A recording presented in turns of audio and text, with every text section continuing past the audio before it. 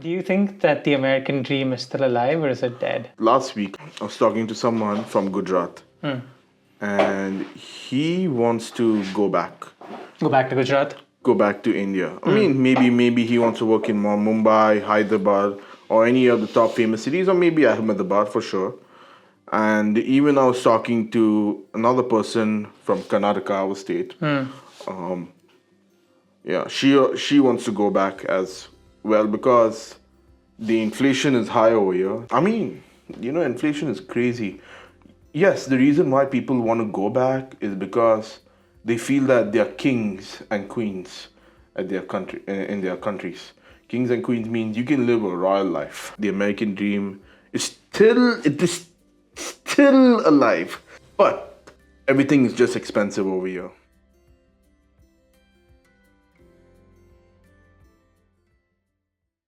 Hey Nathan, how's it going? I'm doing good. I'm doing fine. Good. Before we get started, if you want to let the people know who you are, what you do, any likes and dislikes in personal life, anything and everything you want to share about yourself and future aspirations as well. There we go. Okay, my name is Nathan. I'm from Kuwait, but initially I'm from India because my parents were all over the place in the Middle East. My so I was born in Kuwait, and it's been about going to be my 23rd year as a resident in Kuwait also as well. So, but at the end of the day, I hold an Indian passport. Everybody thinks, that I'm Kuwaiti, that I'm rich. Yeah. Even the same thing with a friend. So he's from Dubai, but he's Pakistani. And they all think that he's Emirati. They all think that he drives Ferrari, the Rolls Royce, and yeah. And I studied 2 years in Malaysia under the American Degree Transfer Program that Inti International College had in Subang. It was a pretty good program. Even Titus has studied over there. Even alumni of the mass comm department studied there. Sure. Amanda Sue, I hope I'm pronouncing. Yeah. And even others as well. Okay. I'm a junior in strategic communications, so I major in strategic communications. To give you an idea of what Stratcom is, I prefer to call it Stratcom. Now, since I've adapted to the American language, it's usually public relations. So public relations is basically you promote the company. You answer on behalf of the company. You can be a press secretary. You can be a analyst as well. If you work for a non-profit, you can.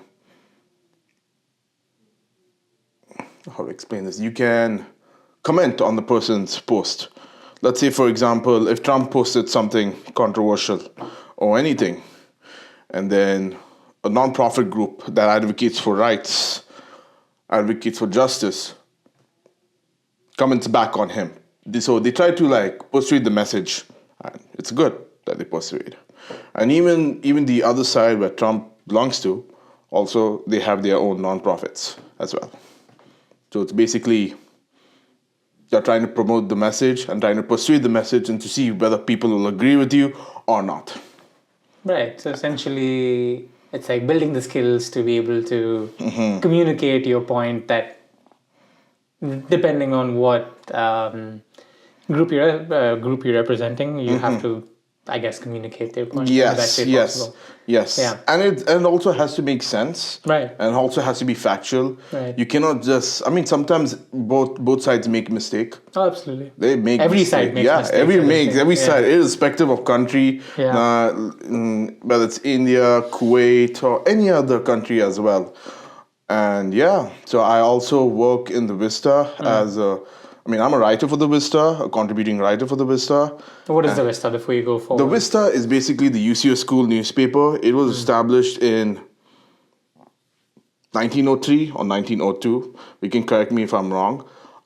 It's been in UCO for a very long time, and it's been covering interesting news as well as interesting articles that are on the Vista.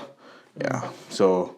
There are a lot of things to read in the Vista. So everybody on campus should know what is going on. But nowadays we see people don't have We don't have time to read the newspaper. We read news from online. But we are also featured online in UCentral as well. And we also have a website. If you want to see the archives, it's under www.issue.com. Yeah, so you can check that out.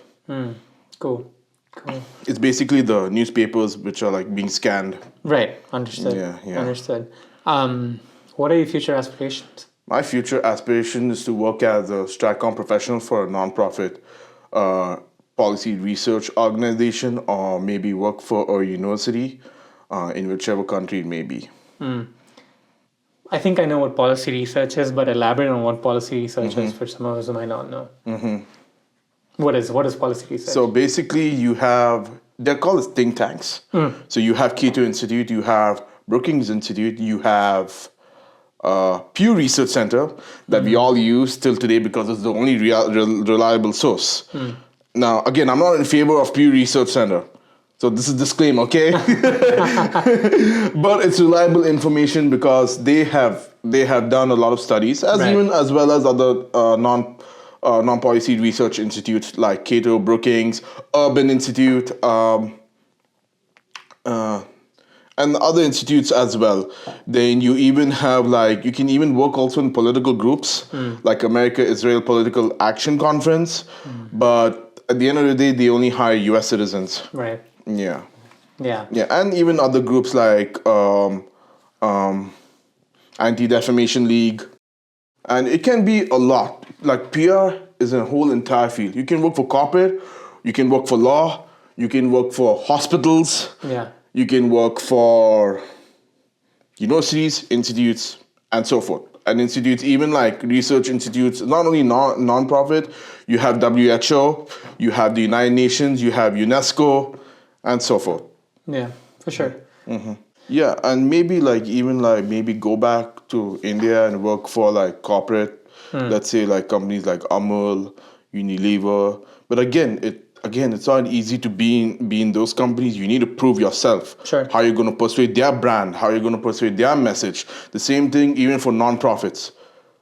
They'll be questioning you. Why are we hiring you? Right. Yeah. So you need to prove yourself to them. Yeah. You need to prove yourself, and you need to show like what you're capable of. I mean, the same thing for every field. Yeah. Yeah. Engineering, computer science, you name it all. What made you want to choose this field? Well, I like promoting stuff. I like promoting. I like marketing, so I'm into that. But as well, I like a little bit of politics. So yeah. So the reason why I said nonprofit policy institutes is because they advocate for rights, they advocate for social justice. There is one in Oklahoma, and there's also one that I interviewed for my article as well, for this article, that is CARE Oklahoma, Council for American Islamic Relations. It is connected to American Civil Liberties Union as well. Two fantastic people that I interviewed, that is very good people that I interviewed for this article. Awesome. I guess with things like this, right, because they're part of shaping the narrative, I guess there's sometimes a lot of gray area in terms of knowing what is true versus knowing what is biased information. In the world that we live in your personal opinion, how do you make that separation between what is true and what is purely just biased perspectives? That's a very interesting question. Thank you. Now let me answer it this way. So when you said about biased, now we all have a bias in one thing. We all do. As human beings, we all do. So yes. let me now I will say I like chicken biryani the most. I don't like chicken karahi or whatever it is. Yeah. I like it the most. But at the same time, that dish also tastes well. Right. So in terms of biased information, yes, again, it depends on, are you talking about biased information in terms of politics or in terms of health or in terms of everything? In terms of everything in general, like we live in a world today where sometimes it's hard to know what is true and what is not, right? Yeah, Because I mean, we have, let me give you an example of the COVID-19 pandemic. Sure. So WHO, The only reliable information for the vaccines, for the injections, for the medicines, and the same thing, we have in India, Indian Council for Medical Research, and we also have in the United States Food and Drug Administration, because they are the only reliable sources, and they investigate. But at the same time, you have the conspiracy theorists, like you have. I can give one example, but I think he passed away. Rush Limbaugh. He was a very vocal person, and even, again, I'm not against them or anything. Right. It's their opinion, but yeah, again, it's their opinion, so. Yeah. And we live in a country where they're able to share their opinion however they want, so, yeah. I mean, yeah, so then you have Alex Jones, a very controversial one. Oh, absolutely, yeah, very controversial. I don't know what to say for that individual, because I can't say anything. Yeah. What he said was really bad. So yeah, and it didn't stick. It didn't stick to the facts.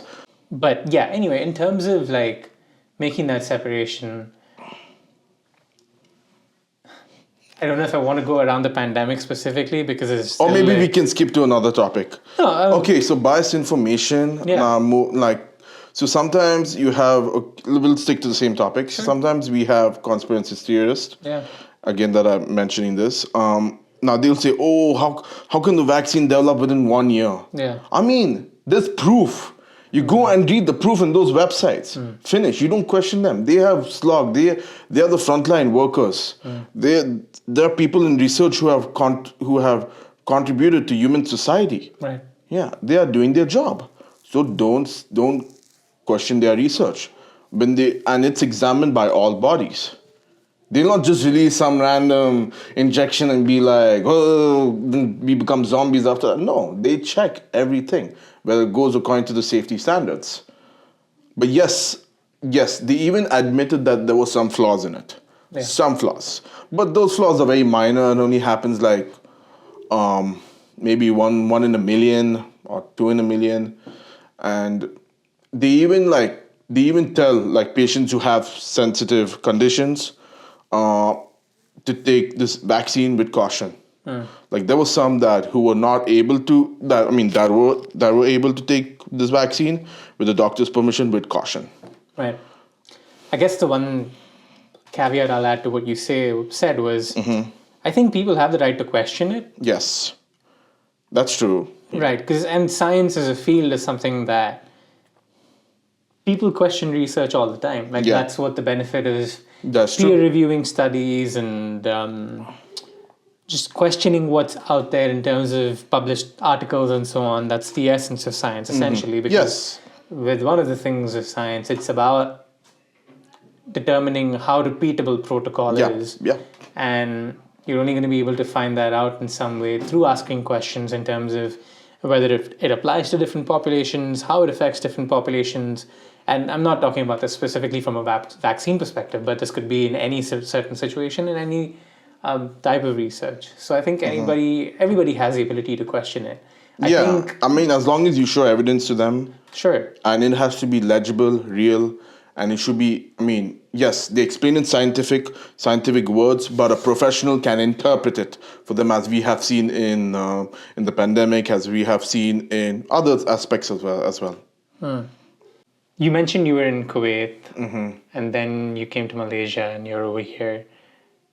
Why Malaysia? Like, did your family move there too? No. My parents work in Kuwait. Okay, they're still there. So my dream was to go to Canada. I see. Because Canada is very, very easy in terms. It's not because of easy. You have to, again, if you're coming to the West, as an international student, you need to bust your ass. Yeah. You need to work your ass off, and it's all of us who are doing it every day.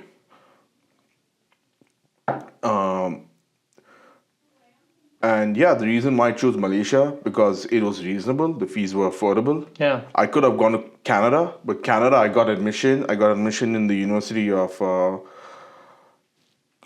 Trent. I got admission in Trent University. I got admission in University of New Brunswick, but I wanted to go there during the pandemic. It was open. for a period. Canada did suffer. It was not easy for any country in the world. I think most countries suffered. And when international students come to the Sorry, the door just slammed next door. Anyway. when international students come to countries, especially during pandemic for the first time, so it's not going to be easy. Like you have to always follow the health protocols, and you cannot enter places without a mask. Now, US also they had policies, and so Canada, it was a really good place, but at the same time, and it's just too much of fees, And you're paying for online, you don't get to experience the college life, so it's no point. Right. So I'm like, okay, let me go for this reasonable and affordable option. And I do 2 years in Malaysia. It also saves you money. That's what I told to my friends now who are freshmen at UCU, and then they're like, oh man, I should have gone to Malaysia. In Malaysia, let me tell you one thing, I was living like a king. Yeah. Food was like affordable. And there's a lot of street food options. There's a lot of street food, and it's clean. Were you in Kuala Lumpur? I was in Subang. Subang, okay. Subang. Oh yeah, you mentioned Subang. So that's where Amanda, that's where Titus, Amanda studied there. Yeah. And I think Titus told me. Yeah. Titus, I remember the name Inti. Yeah. I remember you sending your post. Yeah, it was about some scholarship or something about that. It was a really good place. So 1 year was online because they had the MCO, which was the Movement Control Order. And I would say that the way how they handled COVID, it was very challenging because, again, it's not that easy. They had elections in between. That's what I know. I don't know anything much about that. They had some hospitals were overcrowded. I remember that. It's the same thing. Again, it's the same thing everywhere. Like India, COVID-19 in India was not easy for Prime Minister Modi to handle, not easy for the Minister of Health and Minister of Family Welfare and Health to handle. Again, it was like an ongoing crisis. Right. Until the vaccines came and all that. So I went to Malaysia. Luckily, I got to experience some college life over there in January 2022. I went there.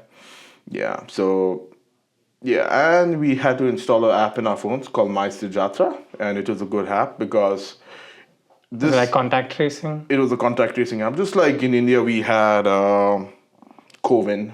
Covin. So, again, this is where you upload all your vaccination certificates and all that. And, and we had to fill up the form. So I was in quarantine for 7. For me, it was about... Okay, since I had the second dose of vaccine, I guess it was about 2.5, maybe not 2 days, no wait. It was about six days. But then on the 4th day, I just looked at the notification on my phone. It was like, I looked on my phone, okay? Then it's saying, you're positive with COVID-19. Stay calm. You're positive with COVID-19. And then it used to always ask me questions because if it was a severe COVID-19 case, they would take you to the hospital. They will give you good treatment. But of course you'll be isolated for your own good and for the world as well, for the public as well. And even if you violate the movement control order, they will catch you instantly. They will send cops instantly. Yeah, but there were some people that I know who got away with the system. It's like they put their phone at home. No, they didn't put their phone at home because everywhere when you're going to Malaysia, you have to scan on the QR code. Scan. So guess what they did? Scan to get into places? Okay, I see. So Malaysia, Singapore was like that. I think even China, I think they handled it very well, but I think their system was really good, China, in terms of that. I think India was also good. Yeah, so it's just like scan and get into the places. But I had a friend. Oh Lord, I'm gonna laugh at this. You're gonna laugh at this very well. So let's hear it. So there was an option called dependable. You can clarify with with someone that, I mean, maybe you I can, could just Google it. yeah, you can Google it. So it's like, so the person will put dependent, he'll put his own name again. Yeah, so that's how they used to do it. So they used to go like this, just keep the phone, give the phone back. Yeah, but there were some places that were very strict, but not all places were checking it constantly. Now again, who has the time to check everybody scanning the paper? But yes, Malaysia was strict. They were very strict. But I had a friend who got away with it, and he enjoyed Malaysia. He went to the Batu Caves, which I went. I really like the Batu Caves. It involves a lot of walking, but it's good to visit temples. But I would say our temples in India are much better. Yeah, but even there are also temples in Malaysia which look good as well. Yeah, I visited temples. Have you been to Batu Caves in Malaysia? No, I haven't. Do you know about it? Yeah, but I've not been. Oh, okay. Yeah. Do we have a temple like that in Bangalore? I think in Karkal. I can't remember. Jodukati, I remember seeing a statue on top of the hill. If you've been to Jodukati, there's a statue over the hill. I think it's the Buddha temple. Yeah. Or are you talking about the Jain temple? Yeah, that's the one. Yeah. Yeah, I think so. I thought. I mean, it's been a while, so I can't recollect. Yeah, it's right been a now, while. but- It's been a while. Yeah. So Malaysia is a really good place for international students. Number one place I would recommend. Number one. Even before the US? Yeah, but in terms of you want to start a life there. I mean, you can work under an expatriate visa, but I would say they don't give any citizenship. Unless if you're married to a Malaysian, I don't know the clear rules, but I know that if a girl is married to a Malaysian, she's entitled to get Malaysian citizenship. If a girl marries, I don't know if a gentleman marries a Malaysian woman. I don't know whether he gets citizenship. I mean, you can clarify and check it out online. But yeah, I mean you can work there as an expatriate. So yeah, I know something about it. I had friends who worked there for some years. So basically because you took part in the INTI program that they had American there. Degree Transfer Program, and Right. OGA has a partnership with them. Right, so that's how you found yourself here at UCO. But my dream was to go to Canada. My dream was to Right. transfer. And yeah, okay, so now let's talk about the transferring part. So I didn't choose UCO because I knew US immigration laws towards non-STEM majors, and it's also even towards STEM majors. It's very hostile, the laws. So let me put it this way. It's my opinion. Yeah. Again, there were certain times where Congress tried to reform the laws, but at the end of the day, it's not a primary issue for Americans in general. Yeah. So because they have other internal issues as well. But yes, they have something called the diversity lottery. Have you applied for that? Isn't that under the H-1B? I think so. Yeah. Then there's also a separate one. I believe so. I'm not entirely sure, but yeah. Yeah, so it's not easy to get all that, and H-1B is very crucial, for international students Right. today. It's the only gateway to green card and the gateway to settle life in America. Unless you choose to get married to someone, but that's, yeah.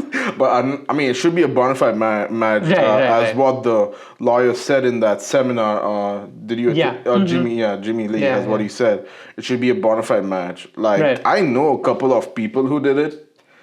Yeah, and it was in New York. I met a taxi driver from India, and I was just conversing with him in Hindi, and he told me that he paid someone just to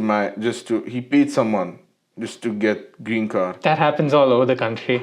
Yeah, That happens all over the country. yeah, that happens. But nowadays, USCIS, they are very particular. Like I think I have seen a video. I think it was from a news channel, if I'm not mistaken. So they just sometimes go and knock on the doors, and they question you. They question you very strictly. They'll be asking, "What is the color of your wife's toothbrush? Where did she go to school at?" So that's how they catch fake marriages. Yeah, but if you answer those truthfully and if you love the person, yeah, so be it. You get your green card. Yeah. Yeah. You mentioned the American dream while we were talking off air. Yes, the American dream is basically you work hard. No, I was gonna ask you. Like, generally, the perception is that American dream is about working hard and making it big in America, and like living that life of dreams, the life of like that people would dream of in America. Yeah. Do you think that the American dream is still alive or is it dead? Well, the other day, last week I was talking to someone. I was talking to someone from Gujarat, and he wants to go back. Go back to Gujarat? Go back to India. I mean, maybe he wants to work in Mumbai, Hyderabad, or any of the top famous cities, or maybe Ahmedabad for sure. And even I was talking to another person from Karnataka, our state. She wants to go back as well because the inflation is high over here, number one. Inflation is high everywhere in the world. Even if you go to India, I don't think you get a meal for 80 rupees now. I heard everything like shot up. Yeah. Shot up. Like, I remember McDonald's used to be cheap back in the day. Now it's like, how much it is now? What's the average price? I think 300. In India, I have no idea. I have no idea. It's been a long time. I have no idea. Yeah. Yeah, I think it's about 300 rupees, but you can check that on the website for fact check. But everywhere it's gone up. Now, McDonald's meal. Now, I saw a picture the other day, and it was comparing comparing the prices from what it was before. So, 2.99 for a Big Mac. Have you heard about that? 2.99 for a Big Dollars, Mac. right? $2.99 American dollars for a Big Mac. Now, to go and eat a Big Mac now, just for a sandwich. How much? And with the meal, $13 or $12. It's becoming very expensive. That's for the full meal. That's for the full meal. With fries and a drink and all of that. Yeah. I mean, inflation is crazy. Yes, the reason why people want to go back is because they feel that they are kings and queens at their country in their countries. Kings and queens means you can live a royal life. Now, I can give you an example of me. So if I go back to India, my grandpa, he used to have someone to drive, someone driving for him. So sometimes I used to use his service. He used to tell the driver, like, wherever if I want to go, he would take me. But not from state to state, like just like... Right, like close by. Like just in that vicinity. Even sometimes he would take me to Mangalore City to get... Mangalore City to eat some good food. Still today I'm still craving this dish. I'm still craving the ghee roast chicken. It's very tough to get here in the United States. If a Mangalorean cooks, let me know, yeah? Do you cook it? No. No, you don't cook it? No. I mean, I try to cook, but ghee roast is a little out of my I tried doing the recipe. Just a mess up. So it became a curry after that. Gotcha. Yeah. Worth a shot though. It was all right. It was spicy. I made it spicy for myself, so it was really good. Yeah. But yeah, we were talking about the American dream. Yeah, American dream. Yeah. So again, you live like a king and queen if you are in India or in your own country, because again, you're essentially bringing the dollars back in some sense. Yes, right? yeah, you're bringing the dollars back. You're earning that, and you're spending it over there. Now, yeah, I mean, even if you get earning Indian rupees or something, you can still live like a king. The same thing in Malaysia. In Malaysians, they earn in the ringgit, in the ringgit, and then they live like a king, like eating food outside. I mean, now I've seen on Wealth, on the Instagram page of Wealth, they're saying that now they see that Americans say that eating outside is a luxury. I mean, that's true because the prices have gone up. And then the healthcare. Healthcare is the biggest issue in the United States. It's the biggest debated topic till today. Right. Yeah, it's pretty expensive. But if it's back home in India, it's cheaper. You just pay and get your tablets. You can even go to the pharmacist and get the tablets. You don't need for certain tablets, you need a prescription. But if it's like cold, fever and all, you don't need a prescription. But here, You need a prescription for everything. There are some tablets you can get over the counter. Yeah, Tylenol you can get over the counter. Yeah, I know. Yeah. But I think just the healthcare system in general is very insurance dependent and all of that kind of stuff, which makes it much more harder because if you don't have insurance and you're trying to pay out of pocket, then that becomes expensive. It's just a mess entirely. Well, I was supposed to go for the insurance, how our insurance work. So I went to OU Medical Center, Optimum Primary Care, for something I need to check on. I wanted to do like a checkup and all. So I'm not against their charges or anything, but it's just weird. Insurance is supposed to cover everything. But it doesn't. No, in Malaysia, for international students, it covered everything. Yeah. And you can claim it afterwards. The same thing, you can even claim it here. But again, 20% is what you pay. So I went there. I wanted to do a checkup on something, on a particular thing. And she said, you have to pay $100. I'm like, I don't have money for that. Now, where will I get $100? Yeah. So the reason why I'm telling you is that the American dream is still alive. Still. But again, everything is just expensive over here. The reason why I'm saying that you live like a king and queen is because labor is cheap. Not cheap, labor is reasonable. Sorry to say that word. Yeah. Labor is reasonable. And India is more like a more community family, whereas over here in the United States, they have like, I mean, they all have the thinking of individualism, and you be who you are. They have the thinking. Yeah. I mean, same thing in India now as we see. Like my aunt, she just oh Lord, she needs to adapt, but she needs to adapt to the Gen Zs. So she's like before, a person used to help me to get the suitcase from the what do you call that channel from the carousel. Oh, okay. Yeah, from the carousel. Like at the airport. Like before. Before, like, there was some people, who used to help, the old aunties and uncles, Yeah. Like airport workers. And at least, they used to, like, I'm talking about the previous generation. Sure. Now, I'm a Gen Z. See, I mean, we all make mistakes, but she needs to adapt, and she should know that they are adapting to the foreign culture. But again, she's quite right. I mean, this is India, and you're supposed to have your morals and principles. Yeah. So when no one was taking it for her, no one was listening. I think she was in the wrong time, and she took it by herself. So yeah, and she was telling me that there were people who were pushing her. So yeah. At least you should at least tell, hey, excuse me, give me a space. Yeah, I mean, in America, that's how it is. You should give me a space.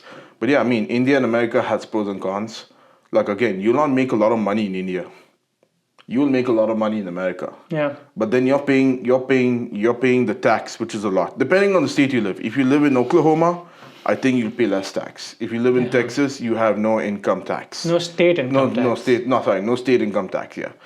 Yeah, but at the end of the day, you have to pay the federal income taxes. Yeah. So even if you're a citizen or not. Yeah. And one thing I learned also, I used to think that Americans working in Kuwait are rich. But turns out they get taxed worldwide. Yeah, I guess they have a rule where they can, if you're an American citizen, even the foreign income you make can be taxed. Yeah, whereas if you're Canadian, British, or a citizen of New Zealand, or a citizen of New Zealand, you'll still be taxed. Oh no, you'll not be taxed at all, because I know a lot of Canadians, Australians who worked in Kuwait and earned good money and went back. Yeah. So that's how it is. Yeah. But it's still alive. I would say there's some still hope for it. Right. Again, if you work hard, if you keep on applying. Now again, we come from a school. It's quite all right, I would say. Let me put it this way. Of course, we are not that name like NYU, Harvard, and all those. Yeah. Sure. And so again, it's not going to be easy. The job market is not easy. The job market is right now, I would say, it's not in a good condition. I don't want to speak anything negative, but I would put it this way: just apply. That's what my sister always told me. So I'm just applying as well. Yeah, yeah. You mentioned this sort of complaint that your aunt had, so I'm just curious to know to sort of explore this angle. What is your opinion on the westernification of the world, if you will? I mean, you mean the are you talking about the neo-colonialism or something like that? In the sense of like how other parts of the world are adopting essentially American culture thanks to that. See, we all see our phones every day. Yeah. Okay, and India, now that's the entertainment. Before, we used to see people playing cricket. We used to see people playing football. Sorry, soccer for Americans.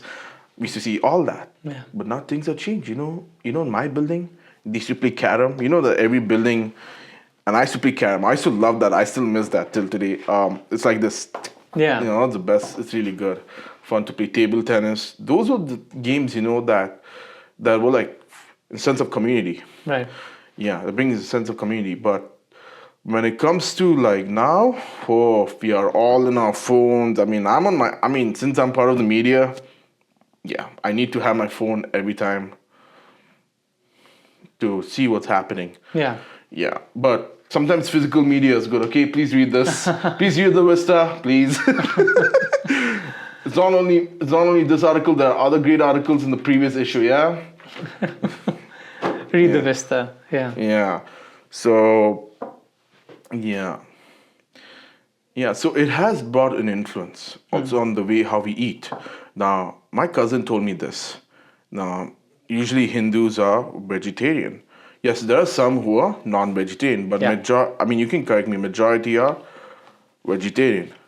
So he works for Cathay Pacific, and which is an airline out of Hong Kong. It's based in Hong Kong. Yes, very very nice airline. He was working in Kingfisher, and he told me this some Hindus, they have adapted to non-veg, and he was shocked. Like there was in one flight, there were few vegetarians, but he was shocked that they adapted to non-veg. I think it was in the years of 13, 14 or 15, either those years, or 16. Yeah. So yes, there has been maybe a little bit of Western. I don't know how to relate that, but I would say that's maybe a before thing. I don't know if the non-veg thing is necessarily a Western influence. No, I don't think so. I wouldn't say that's necessarily a Western influence. I don't think so. I just mean culturally more so in the way like our influences through content and things of that nature. But I would say burger. Yes, burger. Food in some sense, yes. Food, yes. Burger. Sure, like fast food, like KFC, fast food. McDonald's. Because where were they before? Sure. Where were they? Where was Burger King? Where was McDonald's? Where was KFC? No, they were not that popular in India. Sure. You know what was popular? Our pani puri was popular. Yeah. Our ghee roast dosa was popular. Our biryani was popular. Now you have burger, you have Korean fried chicken. Yeah. And it's not only the westernification thinking. Even the Koreans have impacted all over the world. Sure. The K-pop, you know how it is. The other day I was watching a video. Now I'm not against anyone. This is Rahul Gandhi. Okay, he was I think he was talking to a bunch of kids, and he said BTS Army, and I'm just wondering. K-pop has dominated the world, and K-drama. Like a week ago, my friends came to my place, and they watched K-drama, and it seemed interesting. It's really nice. Yeah. Yeah, I watched a movie. I think you should be knowing this. I forgot the name of it. So they are in a train, and a bunch of there's either a pandemic or disease or an outbreak happened, and it's a Korean movie. Yeah, and then zombies come and no idea. I can't remember, but it was Train to Busan. Oh, okay. Yeah, now I remember Train to Busan. Okay. Yeah, so it's not only the westernification. You have even like other countries influencing India. Like again, I gave an example of Korea, then Japan, anime. Sure. Yeah. It all happens now. I have been influenced by America a lot in terms of journalism. I have realized one thing: to be fearless in what I'm doing in the next future articles. So So yeah. Why does this mean a lot to you? This one, I went through a lot of challenges doing this article, so it was not easy. I just want to add really quickly, for those of you just listening to this and not watching the video, I was just pointing to the newspaper article that Nathan has brought in today. But yeah, please continue. Yeah. It was not an easy thing to do. There were a lot of challenges that I faced doing this. I have learned a lot of lessons doing this. You can trust some people, and you can trust some people, but at the end of the day, it's not easy doing it. Now, again, you have to check whether the facts are right. So I had a challenge. So it was not easy to get interviews, and it was like a semester long, and I didn't expect it to go into an investigation. Thanks to the Vista that helped me to do this article. Yeah, so it was not easy. There were a lot of challenges, and I understood this issue from both sides. Do you want to briefly mention what the issue is? You don't have to go into detail. I mean, if you don't it want was to, it was a lot. It was an issue on the food accommodations, basically, and in the beginning of this article, this was for a class, and this was when Professor class and Professor and who was a TA in that class. When I pitched up the topic to them, because this was the final project, so we had to do it in 5 news formats. That is online story, print story, TV media story, something like that, broadcasting, and then a press release. I think about 5, yeah, hopefully, yeah. But it was a lot, and it was 4 people, and then we had to pitch up this idea to the Vista. So when I pitched it up, let's do it.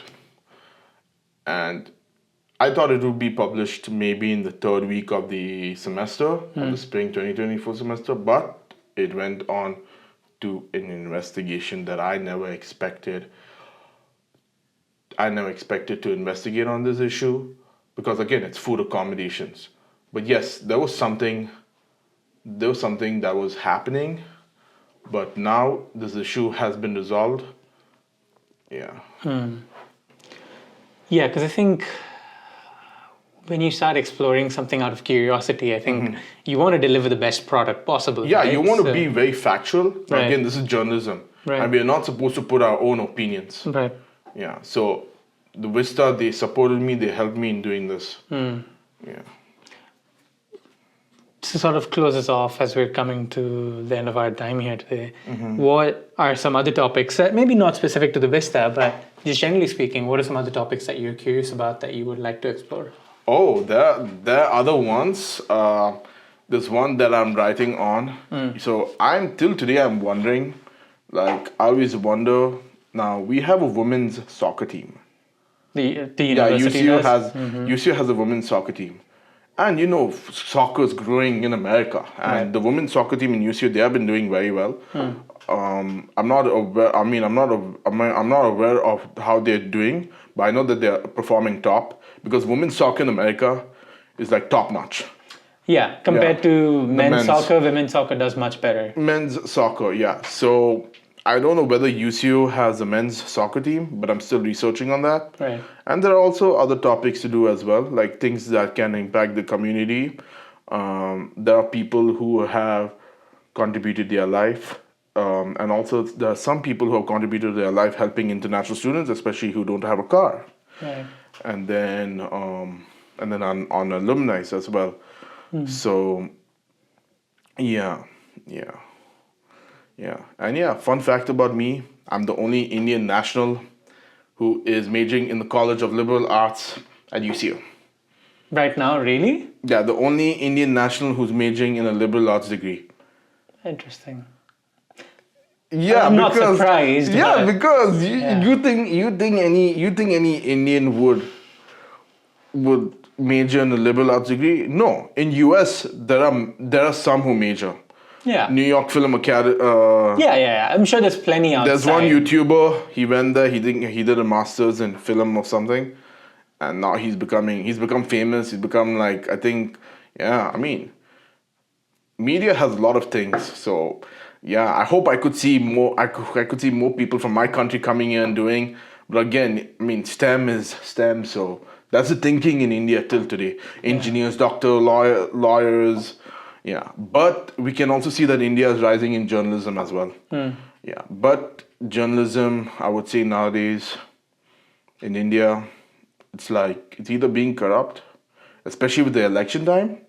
Now, how many people are saying BJP was 290 seats? A lot of them were saying, and the only reliable information was from the election commission from India, because they're the only ones who are reliable Right. on the voting. I think even the same thing with the United States. I'm not sure, but I know that there's a body that shares the information on vote on I think it's votes. called the Electoral College. Electoral College, yes. Maybe? The Electoral College. I'm thinking about it, but yeah, I mean, now this year's the election, so we'll see who wins. I don't know. Yeah. Let's see. I would just pray. That's it. Makes sense. Makes sense. I guess we'll see what happens with the election. We'll see what happens. Yeah. But thank you so much, Nathan, for coming on and having this chat. I really appreciate it. Yeah. I mean, I had good fun. Some things maybe y'all are not going to see, but I Yeah, had good fun. Yeah. So yeah, thank you so much for coming on. And yeah, for those of you watching and listening, thank you so much. We will see you guys next time. Yeah. Subscribe to his channel. Thank you. Thank you. Yeah. Awesome.